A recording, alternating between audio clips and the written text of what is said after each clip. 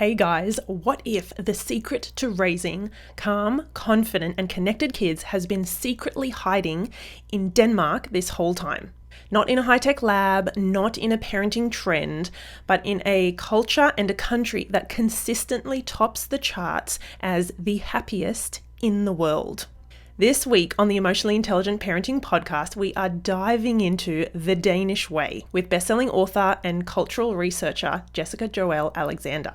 If you've ever wished that parenting could feel more peaceful, less like a power struggle, and more like a partnership, well then this episode is your warm, inviting, welcoming invitation.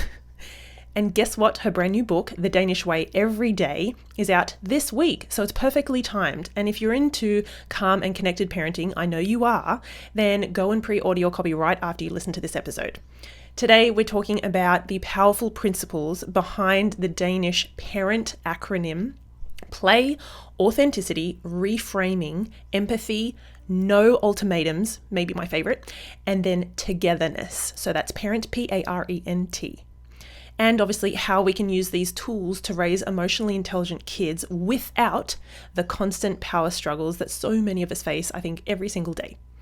We also dive into something really timely: raising responsible digital citizens. I didn't really know about this kind of term and this concept before, but Jessica is going to share with us how trusting, emotionally safe relationships with our kids is the real safeguard in today's digital world. It's not just rules and it's not just restrictions. We can't just go down that path. From building calm daily rhythms to creating more hygge moments, this episode is like a warm cup of tea with a side of parenting wisdom. Let me tell you guys a little bit more about Jessica. She's obviously the best-selling author of The Danish Way of Parenting. She's a Danish parenting expert. She's a columnist and a speaker and a cultural researcher, and her work has been featured in the Wall Street Journal, BBC World News, Time, Vanity Fair, NPR, Salon, The Atlantic. I could go on, tons. She's been a spokesperson for Lego, I didn't know that, on the power of play, and she gives talks on parenting and education and wellbeing all around the world. And she also, this is really cool, she speaks 4 languages, and she lives in Europe with her husband and her 2 kids. After having the conversation with Jessica, I closed my Zoom and I was like, babe. He's like, what? I'm like, we're moving to Denmark. It was such a warm and beautiful conversation. I hope you guys enjoy it as much as I did. And as always, just before we jump into the interview, I do want to acknowledge the Darug Nation. They are the traditional custodians of the land on which I live, work, and record this podcast. I pay my respects to all First Nations people, their elders and their ancestors, and I acknowledge that sovereignty was never ceded, and I stand in solidarity towards a shared future. Okay, get ready to feel inspired and supported, just like we love to do here on the Emotionally Intelligent Parenting podcast. I think we should just dive in. Hi, Jessica, how are you? I'm very well. Your work continues to be such a gift to families all around the world. And now we have a new focus on raising digital citizens. I think now more than ever, this is just it's so timely. I would love you to tell us, for the people who are not familiar, maybe with your work or your amazing, incredible, I was going to smush those 2 words together, book, The Danish Way of Parenting. Just tell us a little bit about the Danish Way and the approach, and really how it, I guess, differs to traditional parenting. Well, thank you so much for saying that. I co-authored The Danish Way of Parenting quite a few years ago now. It's been translated into, I think, 33 countries. And I'm American, married to a Danish person. And I was very much influenced by the Danish culture, obviously, because this was a big part of my life. And many years later, after sort of adopting a lot of the Danish habits, I read in the newspaper that Denmark had been voted as one of the happiest countries in the world. And this was kind of a surprise for me because I'm American and we are generally obsessed with happiness. So I thought, why don't I know about this? And then I would find out that Denmark had been voted as one of the happiest countries in the world for over 40 years in a row. Oh. And and that was also a big eye-opener for me. And at the time, I'd had 2 kids, and I felt that there was a very different approach to life and parenting in Denmark, which after studying a lot of books and studied psychology, I found myself preferring the Danish approach to anything else that I had read or studied. And so when I discovered the happiness report, I sort of put two and two together, and I thought, well, maybe it's tied to the parenting, because happy kids grow up to be happy adults who raise happy kids. And I wondered if Denmark had ever like conceptualized their approach, because there's definitely a way in Denmark, right? Like there's a way.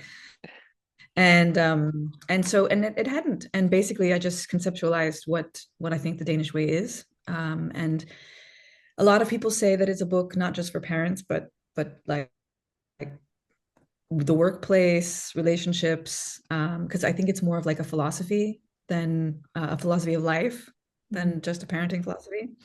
And yeah, I mean, I've been so grateful. It's like it's made a difference in a lot of people's lives.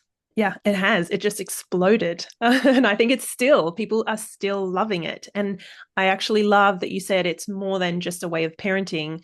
It's like a way of life or a philosophy. And that's something I say similarly about emotional intelligence, is that even though I tend to do it in the parenting space, and I love how empowering it is for parents and kids, it's really still relationship tools for anyone, any age. So I love that we have that sort of synchronicity there. So can you tell us a bit, a little bit more, like what does the Danish way of parenting look like before we get into sort of some of the my meaty questions? Yeah, so it's like, I mean, so it's based on we use the parent acronym. So basically that's play, authenticity, reframing, empathy, no ultimatums, and togetherness and hygge. And so each of these letters sort of embrace one of the tenets of the philosophy. So yeah, I mean, not to cover all of them, but basically there's a big focus on free play. The Danes believe that play is the most important thing that a child can engage in, that this is the biggest source of real learning for them. And it's never gone out of style, and it's been an educational theory since 1871. So parents find it really odd, this idea of like over programming kids' lives with activities and things like that. And so that was kind of an eye-opening thing for me as an American, since I was totally doing it the opposite way. I had to really kind of like let go and believe in this. So empathy is taught in schools. It's a huge part of their curriculum. They have something called Klassenstimer, which basically they spend a lot of time helping kids learn to listen to each other, understand, take up conflict in a constructive way, understand boundaries. Like the idea of education is much more about raising the whole child. And this has just been mind-blowing for me, because I've lived in different countries, and I just actually moved back to Denmark at least last year and a half ago, I guess. And the difference in the school is just it still blows my mind every day, because the idea is like there's a focus on academics, but there's also such a huge focus on being a person, like a good citizen. So they have something. So education means, it has two words that define it. One is uddannelse, which is academics, and one is dannelse, which is citizenship. And it's sort of 50-50. Wow. It's bonkers. It's wild. Oh my You know, goodness. We're getting I've so written much wrong. so long, no, I've written about it for so long, but we've always been in like the American system, or Yeah. so you can totally use this approach anywhere in the world, right? But it's like after all these years being away, coming into Denmark now, and then actually seeing firsthand how this is applied is like, wow, it's different. It's Wow. really special. It's really special. And so did you say for 40 years they've been sort of ranked as the happiest in the world? They're So always in the top three. you're This year, doing a lot right. Well, I mean, like I said, I feel that it's one of those things where because we're so obsessed with happiness in the US, I couldn't understand why we weren't looking more to these countries where that are scoring so high consistently. Because if our goal is happiness and we're kind of obsessed with measuring things, like, in the US, it's like we want to rank things. How good is it? Who's the best? And Yeah. so it's like, well, what can we learn? Mm-hmm. Oh But my the goodness. funny thing is that I think the takeaways of the philosophy are things you can't measure. Mm. Yeah. And so we've gone away from a lot of these things. Mm. There's And such a it's focus. ironic. Yeah, such a focus on measuring and scores and results and numbers and percentages but you're right, like why are we, especially like same as here as Australia, I think we're missing the mark a lot. And it's not, if we talk about schools and things like that, it's not teachers, because teachers are worth their weight in gold. And I always say this when I'm talking about the school system. I think it's the system and just all of these. It's gotten so out of hand, but we think it's so normal to schedule our kids. They've got to be in, well, here in Australia, typically a lot of kids are in swimming lessons because we swim a lot and we're near the beach or we're pools, and it's a hot climate, but also, soccer or netball or dancing or gymnastics. And then that's just after school, not even looking at when our kids are in school, all of the things that they're doing. And I, I, you know, dread to think, well, not dread to think, but we're not including a focus on citizenship and empathy and kindness and, you know, um, those And those funny enough, things. a lot, and so many of those things, it's hard to believe, but it's true. So many of those things are actually learning simply from playing together. Mm. Right? But this is the funny thing about play. Part of the reason it's an educational theory here is because they're learning together how to negotiate, how to have empathy, how to, resilience, figure out what they like to do, because children so innately want to play with each other. Mm-hmm. That of course teachers and parents, it's good to give the framework of what it is to be nice, what it is, but then let them play it out. Without the structure of the adult-led activities, without all of this, like, and what they find is that it reduces the stress in kids and it helps them develop all of these skills, which are kind of what make us a happier human later. Oh, wow. Okay, so I have to ask you, what uh what is the approach to things like that? I think a lot of us love here, not, I'm not speaking to the people who generally listen to the podcast, but things like threats and bribes and consequences and punishments, to get kids to quote unquote behave. That's still so common in homes. It's really common in schools and school systems as well. What's the Danish way's take or approach to those things? Well, so the chapter "No Ultimatums" is all about this approach they have, which is much more respect based. Mm. So I think a Danish parent would feel they sort of failed if they feel their child fears them. Yeah.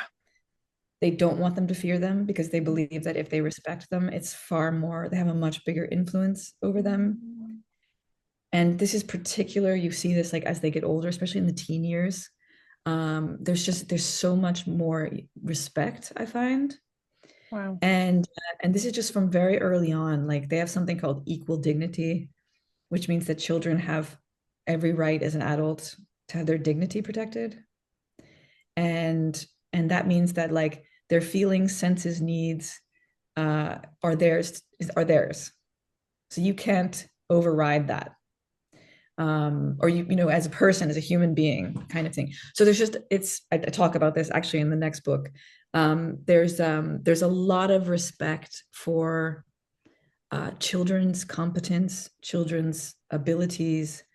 And like, I mean, it's a funny example, but for example, on the news, you often see children being interviewed, Wow. like little kids, like it's like part of the news very regularly. Yeah. That gives you like a little bit of insight Yeah. into how, and you can see children take themselves a lot more seriously.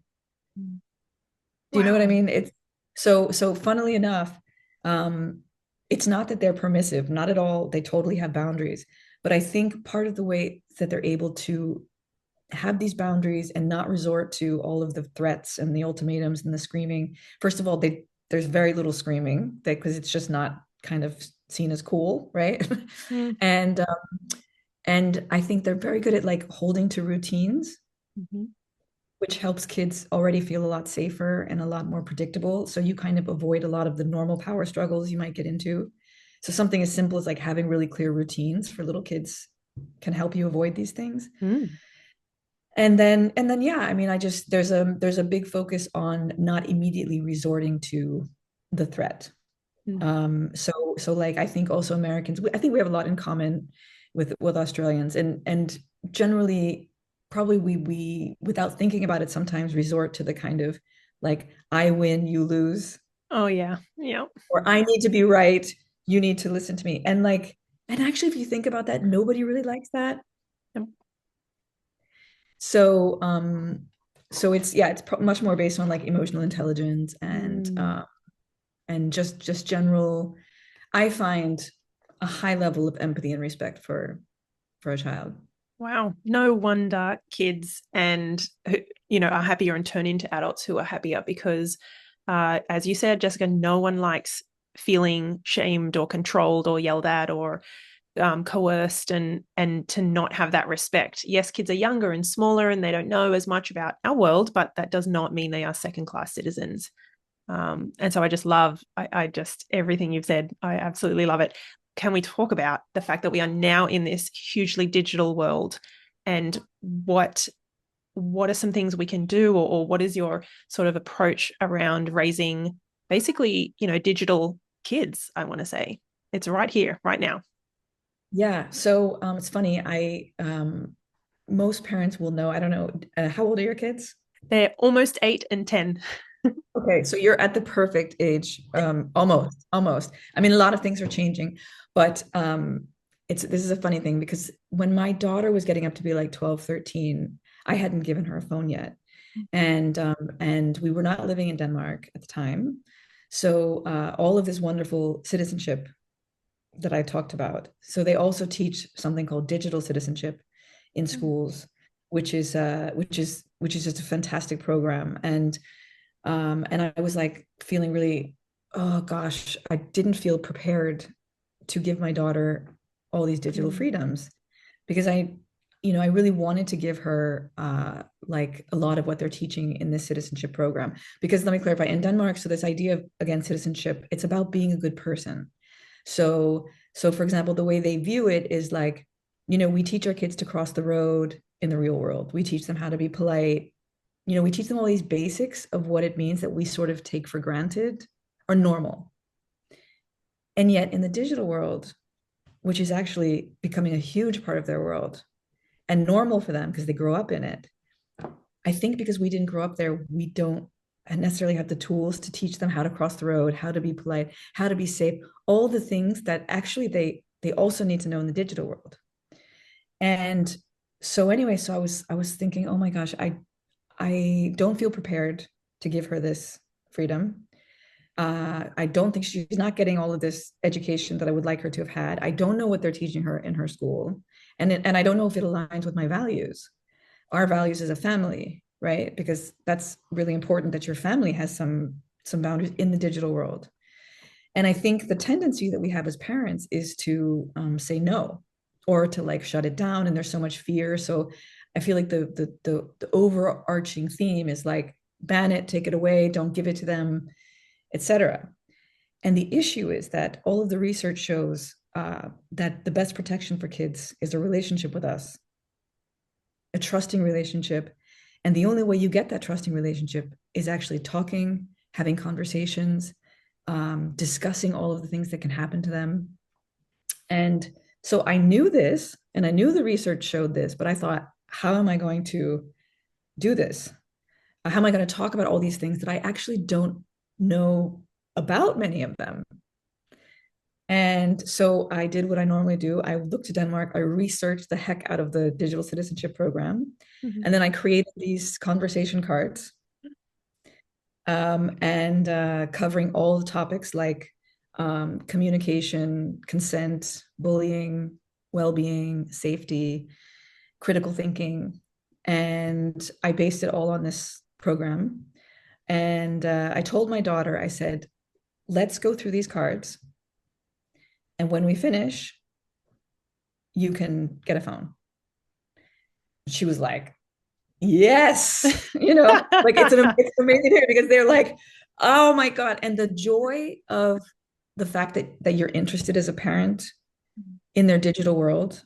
Like I interviewed two kids yesterday that had done these conversation cards, and they were so happy that their mom was like finally, but at first they thought it was going to be negative, but then when they realized she was actually showing a positive interest in their world, and they started having conversations where she wasn't just shutting it down or being judgmental. It was so interesting to hear both the kids and the mom's experience, because the mom was also like, oh my God, I never considered how important it is that we have a relationship so that if something happens to them, they know they can come to me. Yeah.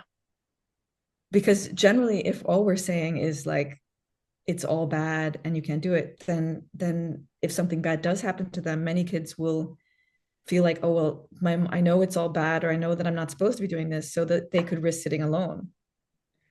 So yeah, so I'm actually talking about that also in the next book, this Raising Digital Citizens.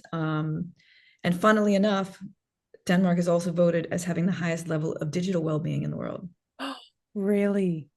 Yeah, and I think it's because they have so embraced it rather than demonized it. And when I say they've also embraced it, like they've also embraced teaching children about how to be a good person in this world and empowering them rather than, it's not to say they don't have parent controls, and they have boundaries and all these things, but it's also like digital empathy, online cyberbullying, but like really teaching never like a mean comment, like all these things, and trying to help the kids understand that many of the things that we teach them in the real world, like how to be nice to kids, how it feels, how someone they mean the empathy, like how would I feel if I have someone like a mean comment about me? How does it feel to have a picture shared that you didn't consent? And it also, I think, makes parents like look at themselves a little bit more in terms of what we're modeling and what we're asking, if they line up. Yeah. So yeah, it's been like a massive sort of help for my daughter and for my son. And I think it's kind of a missing piece for parents, because I think many parents would like to talk to their kids, but they have no idea how, and there's no tools to help them. And we kind of leave it up to the schools. And while a lot of schools are teaching some kind of digital citizenship, like as I said to you, I feel like it's very different, and it doesn't always line up per se with what do I want my child to know about what we think is okay and not okay in our house, you know? So I kind of feel like they're not going away. Pandora's box has been opened. I totally think screens should be out of schools. And I think that we should definitely be more cautious, and we need more legislation, 100%. But I also think these are the tools of the future. Our kids are going to be in this world. They are already in this world. And even for the parent that wants so much never to give them a screen, it's very difficult because we are also in that world. So I'm thinking, like, actually my tagline is, don't say no, say KNOW. Build a bridge in so that we have also a relationship in the digital world. I think it's hugely important. Oh my goodness. Okay, so are those conversation cards available yet? They are available. Yes, I can send you a link. I'm not sure if they're quite yet ready in Australia, but I know they're there. So, but they're also in America and the UK, so I can send you the link afterwards. Yes, we will put down below, either in the show notes or in the description. If you're watching on YouTube, I'll put down all of these links for you to go find the conversation cards. And the Danish Way Everyday is not out yet. It's on. You can pre-order it. It's coming out April 24th. April 24th. So mark your calendars, everyone. Oh my goodness. Okay, so quick question. We have some therapists and educators who listen to the podcast, as well as a lot of parents. Can they still take away something from the conversations cards? Could they use them in the classroom or in therapy? Will the Danish Way Everyday, your new book coming out, also be beneficial for therapists and teachers? Absolutely. So the Danish Way Everyday is really taking the philosophy of the Danish way of parenting and it's putting it in really actionable steps for ages. So for example, we talked about routines. It really talks about how you can do it and apply this philosophy. So it's a much more practical age by age manual. So that's definitely useful. And then I'm having a podcast with a therapist later because we've having therapists already using the cards. And I just got an email from her and she said, brilliant. She said I'm in therapy with a kid, a boy right now, and he's asking to do them. Oh wow, what a huge compliment. Yeah, I mean, like when the kids ask, that's the biggest compliment. Biggest compliment. Actually, yeah, but you know what? It shows that they want this. Mm-hmm. Mm-hmm. Yeah. They want us to show also positive interest, and I think it's like a little piece we're overlooking right now in the conversation. Oh my goodness. Okay, Jessica, this has been such a joy and such an honor to talk to you. I think I know I can say that everyone who has listened is going to walk away with probably a fresh perspective and some really practical gems as well to use in their everyday life. You've given us some good little nuggets, but I cannot wait for April when the book comes out. And I'm going to get myself a copy of the conversation cards. I just think they are absolutely brilliant. I really want to acknowledge the impact that you're having on families across the world. I think to help parents raise happier kids, but kids who are compassionate and empathetic as well. You know, we want our kids to become thoughtful humans, not just ones who are ticking all the boxes, doing all the classes. And, I think we're definitely on the same page. So I want to say a huge thank you for sharing your wisdom with us today. Thank you, Stephanie. I really appreciate it. Hey everyone, it's me again. I hope this episode resonated with you. Please go and check out Jessica's brand new book, The Danish Way Everyday. I'll have all her details in the show notes or the YouTube video description, so go and have a look there. The book is out this week. You can pre-order it now. It is packed with tons of practical ways to bring calm and connection and that beautiful Danish hygge into your home life. I literally just Googled flights from Sydney to Denmark. $2,000. Is the cheapest. So yeah, we're going to have to save up, but I would absolutely love to go. I don't know who's with me there, but I think it would be a beautiful holiday or time away. And who knows, maybe we would not come back. Sydney is just busy. Everyone is rushing. Everything costs so much. I'm not a fan at the moment. Okay, if you found this episode helpful, I'm going to ask you if you could just hit follow on your podcast app or maybe share it with a friend, even leave a quick review, any one of those. Just do something to kind of boost up the little podcast. That would be amazing. And don't forget, I think I mentioned it in last episode, that I have a couple of parenting guides that are usually $20. They are free at the moment. I've kept them free. It's been Easter. And so I just want to give you guys a little bit more time to grab those. There's a few things on my website on stephaniepinto.com/resources, but the main two that I'm talking about are 3 Steps from Chaos to Connection. That's a parenting guide on emotional intelligence, probably the best place to start. And then the other one is if you have an anxious or shy or not confident child, then go for Beating Anxiety in Kids. That's another parent guide and they are amazing. I love them and we've had great feedback. So I want to gift those to you for $0. Thank you so much for tuning in to the Emotionally Intelligent Parenting Podcast. I will see you next time. And until then, take care and maybe go and bring some of that Danish hygge into your life.